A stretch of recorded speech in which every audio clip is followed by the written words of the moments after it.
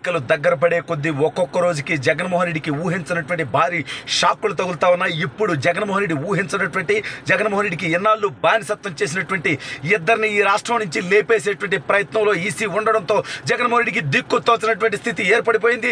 అసలు ఇంతకీ ఎవరా ఇద్దరు, మరి వాళ్ళని లేపేస్తే కొత్తగా ఇద్దరిని ఎవరిని పెడతారు, మరి ఇప్పుడు జగన్మోహన్ రెడ్డికి వాళ్ళు రంకుముగులుగా తగులుకుంటారా అనేది వీడియోలో వివరించబోయే ముందుగా ఇప్పటి వరకు మన ఛానల్ సబ్స్క్రైబ్ చేయని వాళ్ళు ఖచ్చితంగా సబ్స్క్రైబ్ చేయండి, మరో 10 మందితో చేయించండి.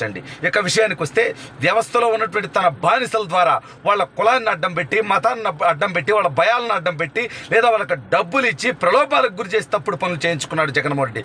చివరికి న్యాయ వ్యవస్థను కూడా చెరపట్టాలనే నీచమైనటువంటి కుట్రకు తెరలేపాడు ఈ యొక్క దుర్మార్గపు జగన్మోహన్ రెడ్డి. అయితే ఈ రెండు వ్యవస్థలు మాత్రం జగన్మోహన్ రెడ్డి నిజంగానే చెరబట్టాడు. అమ్ముడు పోయినటువంటి దుర్మార్గులుగా, కులానికి లొంగిపోయినటువంటి బానిసలుగా ఆంధ్రప్రదేశ్ రాష్ట్ర చరిత్రలో చరిత్రహీనులుగా మిగిలిపోయే విధంగా ఉన్నారు ఈ ఇద్దరు. వాళ్ళిద్దరే డీజీపీ కసిరెడ్డి రాజేంద్రనాథ్ రెడ్డి, సిఎస్ జవహర్ రెడ్డి. మరి ఇంటెలిజెన్స్ ఐజీ ఎగిరిపోవటం జరిగింది, అదేవిధంగా విజయవాడ సిపి ఎగిరిపోవడం జరిగింది, 6 ఎస్పీలు ఎగిరిపోవడం జరిగింది, 3 ఐఏఎస్లు ఎగిరిపోవడం జరిగింది. మరి ఇప్పుడు వీళ్ళ ఉంతెప్పుడు రాష్ట్రమంతా దీనికోసమే ఎదురు చూస్తోంది. ఎందుకంటే ఈ పోలీసులను అడ్డం పెట్టుకొని ప్రతిపక్షాలను అణచివేశాడు జగన్మోహన్ రెడ్డి, అక్రమ కేసులు పెట్టాడు జగన్మోహన్ రెడ్డి, రేపు రిగ్గింగులు చేయాలనుకుంటున్నాడు జగన్మోహన్ రెడ్డి, రేపు దాడులు చేయాలనుకుంటున్నాడు జగన్మోహన్ రెడ్డి, రేపు దుర్మార్గాలు చేయాలనుకుంటున్నాడు జగన్మోహన్ రెడ్డి. ఏమన్నా పేగలుగుతాడా? తెలుగుదేశం పార్టీ కార్యకర్తలు, నాయకులు, జనసేన పార్టీ కార్యకర్తలు, నాయకులు, భారతీయ జనతా పార్టీ కార్యకర్తలందరిలో కూడా కసి ఉంది జగన్మోహన్ రెడ్డి ఓడించి ఇంటికి పంపించాలని. కానీ పోలీసు వ్యవస్థని దుర్వినియోగం చేస్తాడనేటువంటి ఒక విష ప్రచారం జరుగుతోంది రాష్ట్రంలో. జగన్మోహన్ రెడ్డి ఏమీ పేకలేడు, ప్రజాగ్రహం ముందు జగన్మోహన్ రెడ్డి బొచ్చు కూడా పేకలేడు. అయితే ఈ డీజీపీ ఎప్పుడు మారిపోతాడు? జగన్మోహన్ రెడ్డికి ఊడిగం చేస్తున్నాడు కదా, ఏకంగా జగన్మోహన్ రెడ్డి మీద దాడి అనేటువంటి డ్రామా జగన్మోహన్ రెడ్డి క్రియేట్ చేసుకుంటే దాన్ని ఆపలేనటువంటి చేతగానేటువంటి దద్దమ్మ ఈ డీజీపీ ఆ స్థానంలో ఉండటానికి అతనికి అర్హత ఉందా? అందరికంటే జూనియర్, ఇతను ఇంకా పూర్తి స్థాయి డీజీపీ కూడా కాదు, ఇన్ఛార్జ్ డీజీపీ మాత్రమే యొక్క కసిరెడ్డి. కానీ ఎందుకు ఇతనికి పదవి ఇచ్చాడంటే కడప జిల్లా పులివెందుల నియోజకవర్గం, పైగా కసిరెడ్డి రాజేంద్రనాథ్ రెడ్డి కాబట్టి ఇచ్చాడు. అదేవిధంగా జవహర్ రెడ్డి ప్రభుత్వ అధికారులందరితో తప్పుడు పనులు చేయిస్తూ, ప్రజల్ని వేధిస్తూ, ప్రజలకు పథకాల పేరిట చిల్లర వేసే క్రమంలో భాగంగా వీళ్ళకు అనుకూలంగా లేనటువంటి వాళ్ళ పథకాలన్నీ తొలగించడంలో దుర్మార్గమైనటువంటి పాత్ర వహించి పోయిన నెలలో పెన్షన్లు ఇవ్వలేకపోతున్నామనేటువంటి డ్రామాతో ప్రభుత్వానికి అనుకూలంగా ప్రతిపక్షం మీద విషం చిమ్మటం కోసం వృద్ధుల్ని ఏదో ఇబ్బంది పెడుతున్నట్టుగా క్రియేట్ చేసినటువంటి దుర్మార్గుడు 1 గంటలో పెంచాల్సినటువంటి పెన్షన్లని వారం రోజుల పాటు పంచుతూ సాధారణ మరణాలను కూడా పెన్షన్ అందక మరణాలుగా చంద్రబాబు నాయుడు గారి ఖాతాలో వేసే నీచమైనటువంటి కుట్రకి తెరలేపి పెన్షన్ల పంపిణీలో విఫలమైనటువంటి దుర్మార్గుడు సిఎస్ జవహర్ రెడ్డి.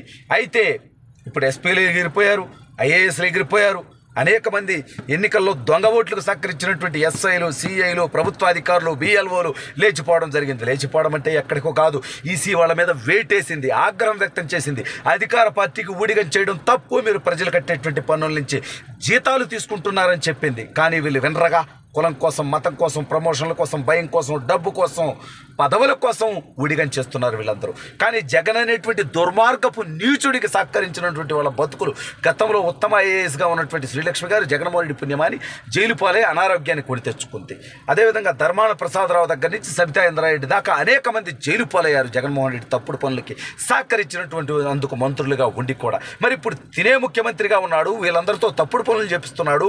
ఓడిపోయిన తర్వాత జగన్మోహన్ రెడ్డి పారిపోతాడు, మీ బతుకులు ఏమవుతాయి?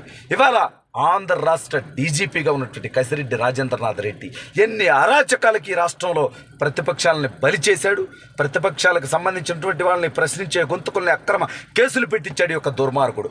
ఓడిపోయిన తర్వాత ఇతన కుటుంబం విదేశాలకు పారిపోతారా, ఇక్కడుంటే బాధితులు వదిలిపెడతారా అనేటువంటి ఆందోళన కూడా తనలో ఉన్నట్టుగా మనకు తెలుస్తోంది.